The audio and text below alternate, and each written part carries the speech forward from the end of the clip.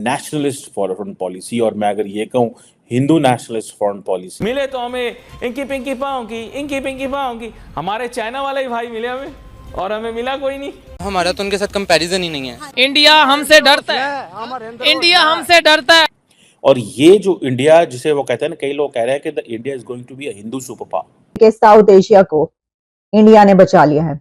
भारत ने South Asia को emerging markets और इमर्जिंग इकोनॉमीज में तो लाकर खड़ा कर ही दिया है। इंडिया साउथ एशिया कंट्री की इकोनॉमी को लीड करेगा। ऐसी ऐसी बड़ी बड़ी बातें कि पाकिस्तान में वो स्ट्रेटेजिक इन्वेस्टर आ रहा, वो फॉरेन इन्वेस्टर आ रहा, वो गोरों की कंपनी आ रही है, वो अरबों की कंपनी आ रही है, वो यूरोपियन कंपनी आ रही है, हमारी स्टेक के पीछे पागल हो रहे हैं, स्ट्रेटेजिक स्टेक लेना चाह रहे हैं, वर्ल्ड बेस्ट परफॉर्मिंग मार्केट्स।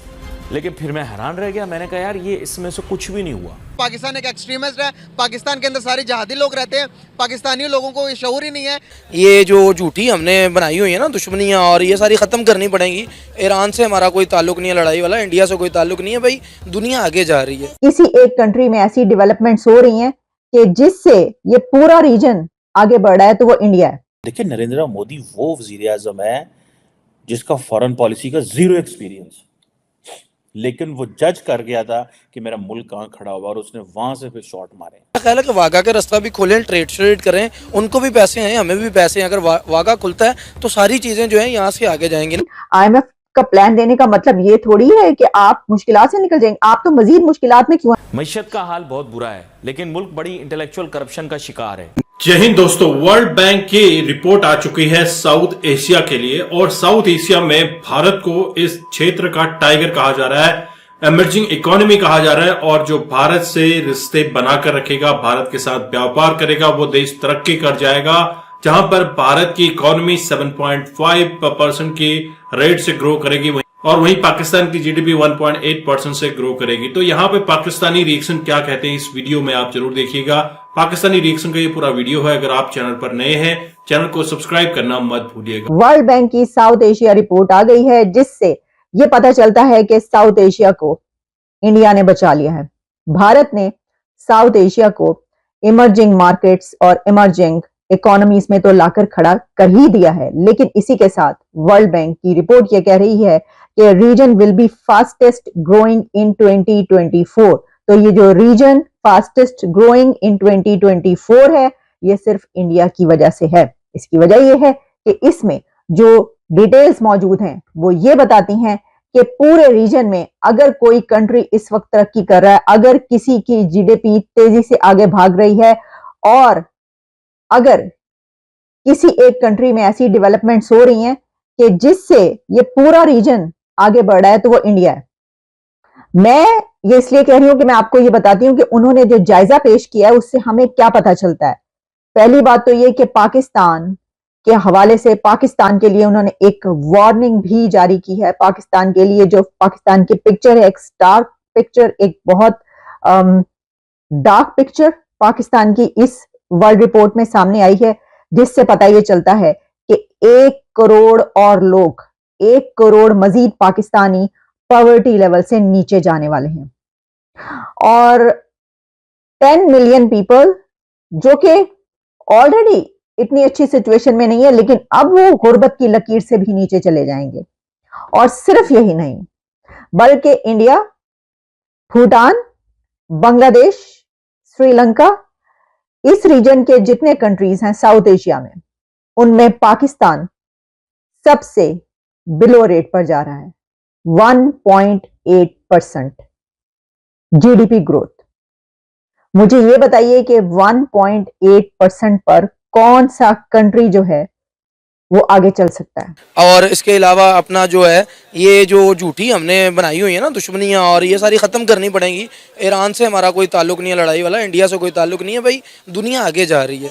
अब लोग मरीख पर ज़िंदगी जो है उसको सर्च कर रहे हैं, तो हम यहाँ पर आके लड़ेंगे। मेरा ख्याल है कि वाघा का रास्ता भी खोलें, ट्रेड श्रेड करें, उनको भी पैसे हैं, हमें भी पैसे हैं। अगर वाघा खुलता है तो सारी चीज़ें जो हैं यहाँ से आगे जाएंगी ना। लुधियाना से गारमेंट्स आएगा, वहाँ का प्याज आएगा, वहाँ का जो चीज़ें हैं वो जहाँ से जाएंगी। यहाँ से चीज़ें जब उधर जाके बिकेंगी, हमारी करेंसियों का भी जो एक्सचेंज होगा, हमें कोई ना कोई एम्पावरमेंट मिलेगी। और दूसरा, जो दुनिया तरक्की कर रही है, इंडिया ने जो तरक्की किया है वो IT में किया है। इमरान खान वज़ीर आज़म था तो यहाँ पर सबसे ज़्यादा तरक्की जो काम हुआ था कोरोना के दौर में। कोरोना में मुल्क डिफॉल्ट हो गए बड़े बड़े, लेकिन पाकिस्तान चल गया, पाकिस्तान ने मैनेज कर लिया, क्योंकि IT, फूड पांडा हो गया, ऊबर होगी, क्रीम होगी और इस तरह की ऐप्स होगी, और घर बैठे आपको हर सहूलत मिल रही थी। कोरोना के दौर में वो कौन दे रहा था? IT दे रही थी। जब हमारा IT सेक्टर मजबूत होगा, फिर बाहर से यहाँ पर पैसे आएंगे। आपके बगैर आपका घर चल सकता है? नहीं। आपके बगैर चल सकता है? नहीं चल सकता। नहीं चल सकता। अभी जो हमारे मसाइल हैं वो रोटी के मसाइल है। आप घर के लिए ऐसा कोई मसाइल पैदा करो तो आपका घर का निजाम चले। अभी चल सकता? नहीं चल सकता। नहीं। तो अभी हमारी सोचें ये भरी गई हैं। अभी हमें जरूरत है इकोनॉमिकल पावर होने की। इंडिया दुनिया की 5वीं बड़ी मैशत है इस टाइम। टेक्नोलॉजिकल लिहाज से, वो IT के लिहाज से इस टाइम दुनिया का नंबर 1 मुल्क है IT इंडस्ट्री का। आप ये बताएं, यही बात तो मैं कर रहा हूँ कि हमारी हुकूमत ने क्या किया हमारे लिए, बताएं। सबसे ज़्यादा मेहनत हम पाकिस्तान में करते हैं, इतना आपको पता है। किसी भी फील्ड में लगा ले, किसी भी काम पे लगा ले, ठीक है, किसी भी फील्ड। अभी ये इतनी मेहनत हम बाहर किसी मुल्क में जाकर करें ना, अगर हम इधर 1000 रुपये कमा रहे हैं ना, तो उधर डेली का 5000 कमाएंगे। पता है हमारा हक किधर जा रहा है?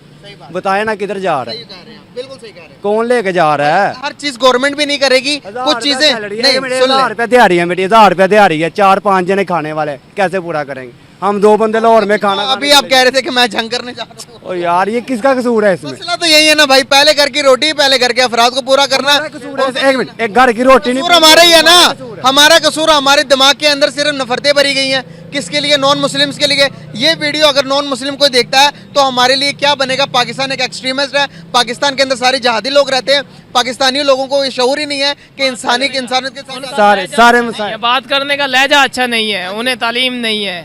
बिल्कुल सारे मसाइल एक साइड पे, सारे मसाइल एक साइड पे। नवाज शरीफ, ठीक है, कोई भी है हुकूमत पे, उनको हमारे बारे सोचना चाहिए। तो इसीलिए मैंने ये कहा कि इस रीजन को, साउथ एशिया को, वर्ल्ड बैंक की इस रिपोर्ट में इंडिया ने बचा लिया।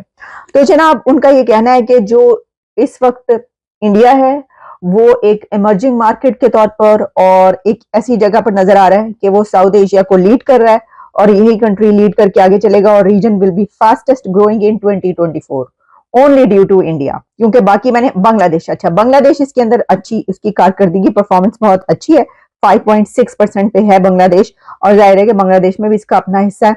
लेकिन वहां पर भी जो है कुछ चीजें चलती रहती हैं, प्रॉब्लम्स रहती हैं, लेकिन खास तौर पर जो उसमें कही जा रही है, जैसे कि इंडिया में भी देखिए, वैसे तो हर कंट्री में कोई ना कोई क्राइसिस रहता है, जॉब्स जो हैं उसका काफी क्राइसिस रहता है, इसके अलावा और भी कुछ ऐसी चीजें हैं जिसमें डेवलपमेंट होने की जरूरत है। लेकिन मसला ये है कि एक इकोनॉमी जो है वो सिर्फ नीचे जा रही है, और वो पाकिस्तान है। अच्छा, अब इसमें फिर हम जब आगे बढ़ते हैं तो मैंने देखा, जरा पाकिस्तान पे तफसीली हम डाल लें नजर, तो उस पर पता ही चलता है कि पाकिस्तान में मजीद 1 करोड़ अफराद का गुर्बत की लकीर से नीचे जाने का खदशा है। आलमी बैंक वर्ल्ड रिपोर्ट ने ये दी है रिपोर्ट। तो अब देखिए कि इंडिया में ऑलरेडी तमाम ममालिक कितना इंटरेस्ट शो कर रहे हैं इन्वेस्टमेंट के लिए। इंडिया के प्राइम मिनिस्टर नरेंद्र मोदी अपने ये 2 टेन्योर्स में जब भी किसी मुल्क में गए हैं, वो हमेशा अपने मुल्क के लिए नई इन्वेस्टमेंट जो है लेकर आए हैं, नए प्लान्स लेकर आए हैं, नई डील्स लेकर आए हैं। लेकिन हमारे प्राइम मिनिस्टर जब भी किसी मुल्क में जाते हैं तो हम कटोरा लेकर पहुंच जाते हैं कि भाई हमारी मदद करो। तो जाहिर है इन चीज़ों को देखते हुए वर्ल्ड बैंक ने साफ साफ कह दिया कि पाकिस्तान में दूर दूर तक जो है स्टेबिलिटी नज़र नहीं आ रही। और वाकई में अगर आप देखें तो पाकिस्तान में जितनी महंगाई हो चुकी है, मिडिल क्लास जो फैमिली थी वो इतनी ज़्यादा गरीब हो चुकी है कि अब वो उनके हालात जो हैं, मतलब हमें देखकर दुख होता है। ऐसी बात है। अब देखें इंडिया की, अगर हमारा तो उनके साथ कंपैरिजन ही नहीं है। वहाँ पे जितनी यूनिवर्सिटीज़ हैं वो टॉप 100 में सारी वही आती हैं। पाकिस्तान की एक आधी यूनिवर्सिटी भी नहीं आती। वहाँ पे माइक्रोसॉफ्ट, एप्पल, हर किसी ने अपने वो प्लांट्स वहाँ पे लगाए हुए हैं, मैन्युफैक्चरिंग यूनिट्स वहाँ पे हैं। उनकी ग्रोथ कैसे नहीं होगी? इंडिया एक बहुत बड़ी मार्केट है, वो सब उनको सपोर्ट कर रहे हैं, वो एज अ मार्केट देखते हैं। पाकिस्तान को यहाँ पे वैसे ही इनफेमस है, यहाँ पे कोई क्रिकेट नहीं खेलने आता, बिजनेस करने कैसे आए? दोस्तों, वर्ल्ड बैंक की रिपोर्ट आने के बाद पाकिस्तान ने दोस्ती का राग फिर से अलापा है।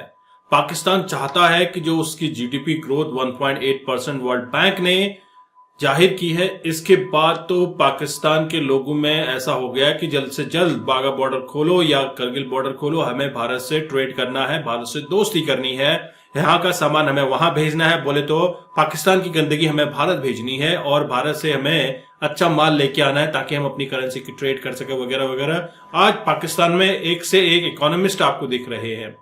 पाकिस्तानी रिएक्शन जब भी आप देखते हैं तो आपको ऐसे ऐसे जाहिल भी मिलते हैं जो ये कहते हैं कि हमें भारत से दोस्ती करने की जरूरत नहीं है, हमारे पास जज्बा है, हमारे पास कौम की ताकत है वगैरह वगैरह। लेकिन जब बात आती खाने पे तो घर पे आटा नहीं है वगैरह, इस तरह के कमेंट आने शुरू हो जाते हैं कि हालात बहुत बुरे हैं, पाकिस्तान गुर्बत की दौर से गुजर रहा है, मैशियत खत्म होने जा रही है।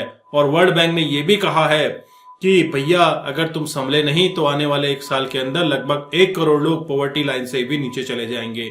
हालांकि पाकिस्तान में पॉवर्टी की कमी नहीं है, फिर भी 1 करोड़ लोगों को धकेलने का और पाकिस्तान ने इरादा बना दिया है। साउथ एशियन रीजन में सबसे स्लोएस्ट ग्रोथ जिसकी रहने वाली है वो है पाकिस्तान, क्योंकि पाकिस्तान ने भारत को जिस तरह से बिहेव अभी तक किया है, नरेंद्र मोदी जी ने कहा था एक स्पीच में कि पाकिस्तान को मुंह लगाने की आवश्यकता नहीं है, पाकिस्तान से बात करने की आवश्यकता नहीं है, पाकिस्तान खुद अपनी मौत मरेगा। और हो यही रहा है कि पाकिस्तान आज दर बदर कटोरा लेके भटक रहा है, लेकिन भीख देने वाले उसके मुस्लिम ममालिक जिनको ब्रादर ममालिक कहते थे, आज वो पाकिस्तान से कन्नी काट रहे हैं। दोस्तों, अगर आप पाकिस्तानी रिएक्शन वीडियो के बारे में कुछ कहना चाहते हैं जरूर कमेंट कीजिएगा। आपको ये पाकिस्तानी रिएक्शन कैसा लगा ये भी आप बताइएगा। मैं आपको मिलता हूं नेक्स्ट वीडियो में, तब तक के लिए थैंक यू। जय हिंद, जय भारत।